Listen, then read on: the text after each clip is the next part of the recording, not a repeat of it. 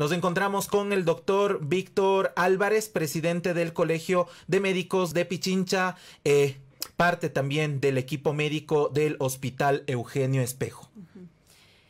Muy buenos... Sí, muy buenos días, un gusto, un saludo a toda su audiencia y estamos, el Colegio Médico presto para responder todas las inquietudes. Muchas gracias, doctor Álvarez.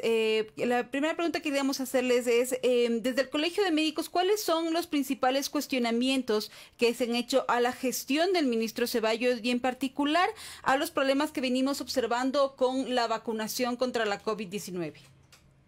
Bueno, nosotros desde el inicio le hemos planteado al exministro Ceballos la necesidad de que los profesionales de la salud contemos con equipos de protección adecuados, que sigan la norma técnica, que tengan un flujo adecuado y que nosotros estemos seguros en ese sentido. Segundo, le habíamos manifestado al exministro que la necesidad de masificar las pruebas de diagnóstico, las pruebas PCR y las pruebas rápidas. Usted ve que hemos cumplido un año de la pandemia, del primer caso, y nosotros no hemos sobrepasado el 1.000.000 de pruebas PCR. Esa es una situación muy grave porque no podemos hacer proyecciones estadísticas ni análisis epidemiológicos para una buena respuesta a la pandemia. También últimamente acerca del proceso de vacunación, nosotros habíamos solicitado que este proceso sea transparente, que se socialice todo el cronograma del proyecto, y obviamente tuvimos una respuesta negativa en ese sentido. El proceso de vacunación inició de una manera turbia, inició con aspectos no técnicos, sino aspectos personales, de amistades y de grupos. Entonces, lo que nosotros rechazamos es que el proceso de vacunación en ese momento era excluyente y obviamente no cumplía, por lo menos con ese boceto de cronograma que se tenía, que la fase 0 era para profesionales de la salud, personas de la tercera edad que están habitando o están en centros de atención geriátrico y los trabajadores de los niños.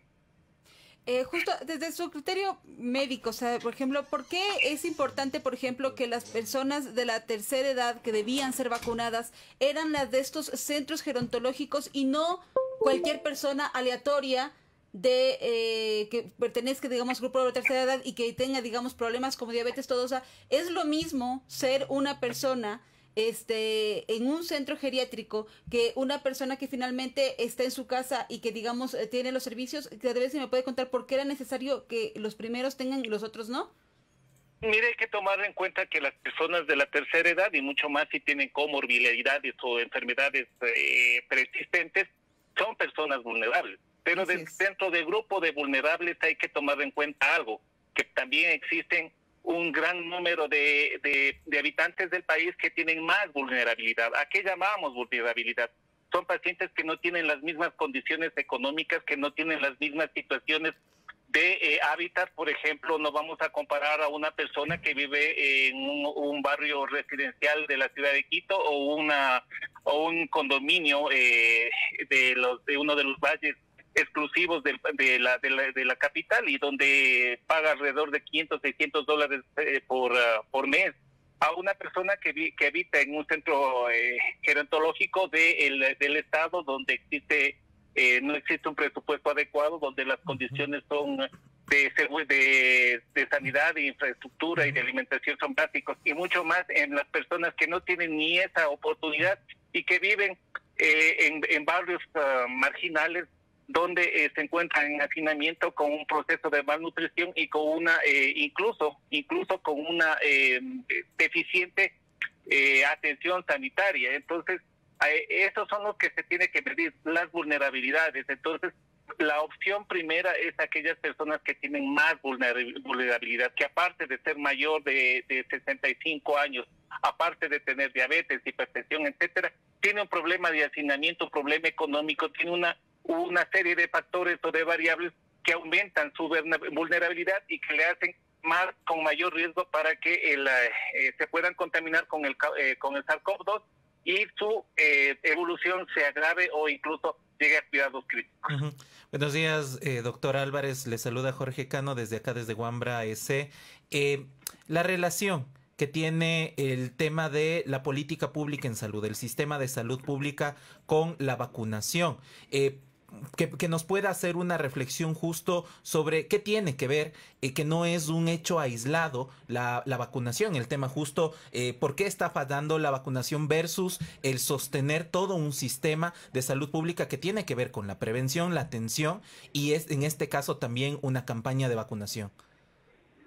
Bueno, dentro de la prevención está obviamente todos aquellos actos en los cuales se pueden hacer procesos para evitar la transmisibilidad de cualquier tipo de enfermedad, y uno de ellos son las vacunas. Los procesos de salud en el país lastimosamente han dejado a un lado al factor más importante, a la base de todo proceso de salud, que es la atención al primer nivel, prevención, promoción y educación para la salud. En relación a esto hay que partir de un concepto importante. En la Constitución se habla de la atención de salud universal. También se habla del derecho que tenemos todos los ecuatorianos a la igualdad. Todos somos iguales ante la ley y obviamente todos tenemos las mismas características de igualdad ante la salud. Entonces, ¿por qué existen personas en el proceso de vacunación que no estuvieron en la fase 0 y que se beneficiaron por factores extrasanitarios, como puede ser factores de políticos, amistad, factores incluso de familiaridad? Eso es lo que nosotros rechazamos. En la vacunación, todo proceso de salud tiene que ser universal y tiene que dar prioridades a todos aquellos segmentos que tienen mayor vulnerabilidad. En ese sentido, tenemos que hablar y definir la situación. Si vamos a tener pocas vacunas, lo que tenemos que hacer es priorizar a esas vacunas a las zonas y a los sectores de mayor riesgo, de mayor vulnerabilidad y sobre todo a los pobladores que tienen mayor vulnerabilidad.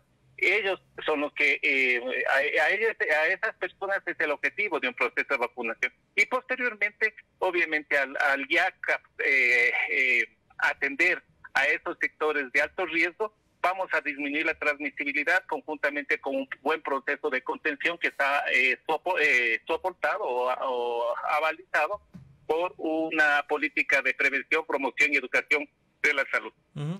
En ese aspecto, el gobierno desde el inicio de la pandemia, y quizá este no es un problema solo en Ecuador, en otros países también se lo ha visto, que ha tenido más que un manejo técnico, un manejo político de el avance, el desarrollo de la pandemia, la conformación de espacios técnicos de seguimiento, de investigación, de incidencia médica, ¿cuán importante debería de ser?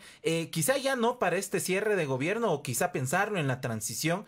Se lo vio en el gobierno de los Estados Unidos, como a pesar de una política errada del expresidente Trump y el ingreso del presidente Biden, existió una transición y se sostuvo un comité técnico. ¿Qué debería de hacer luego de la salida del ministro Ceballos en esta transición el gobierno y lo que se viene, el nuevo gobierno en tanto a la pandemia?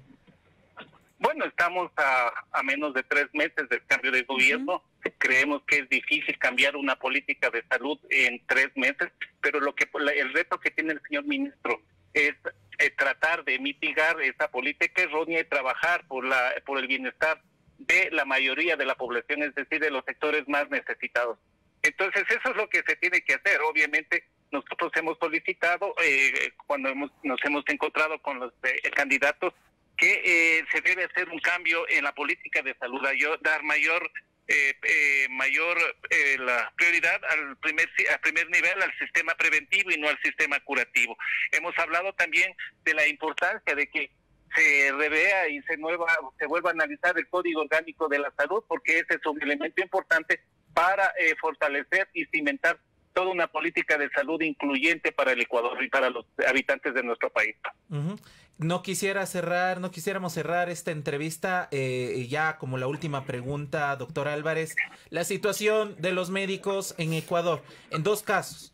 La priorización que se les ha dado hacia la vacunación, número 1, ¿cómo está eso? ¿Cómo está eso a nivel país?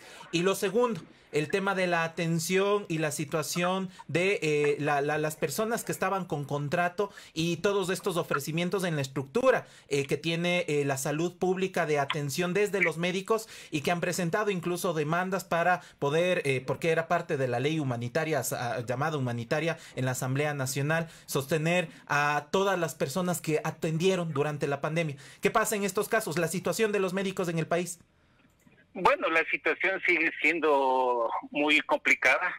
Mire, la política del ministro anterior era yo te ofrezco, te cumplo, pero le desatiendo a otro sector. Y ahí está la prueba. La semana pasada 2 hospitales de la ciudad de Quito no pudieron cumplir el proceso de vacunación que estaba programado. Le hablo específicamente del hospital Eugenio Espejo y del hospital Paco Ortiz, donde se comunicó, las autoridades comunicaron que se suspendía el proceso de vacunación por 15 días porque, entre comillas, no había vacunas.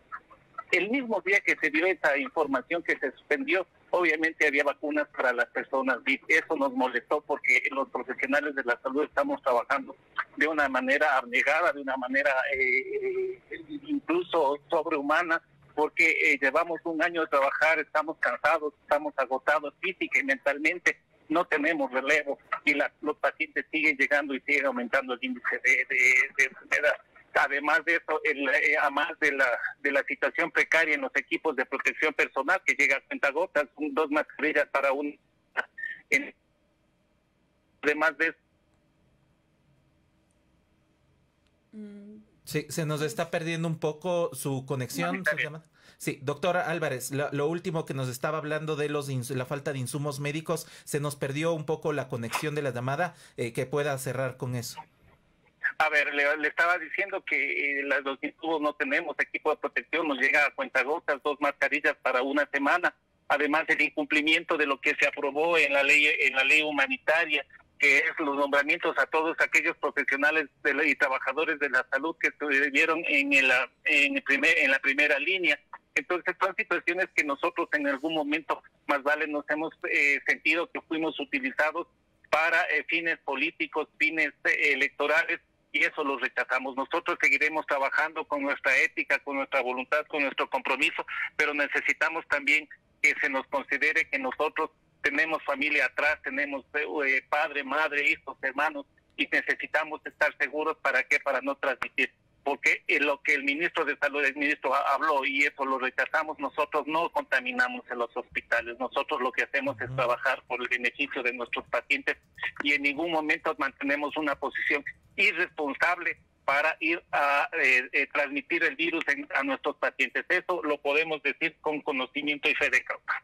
Muchísimas gracias, doctor. Estuvimos conversando con el doctor Víctor Álvarez, presidente del Colegio de Médicos de Pichincha y parte también del equipo que continúa trabajando en el Hospital Eugenio Espejo. Muchísimas gracias, doctor. Muchas gracias, un gusto.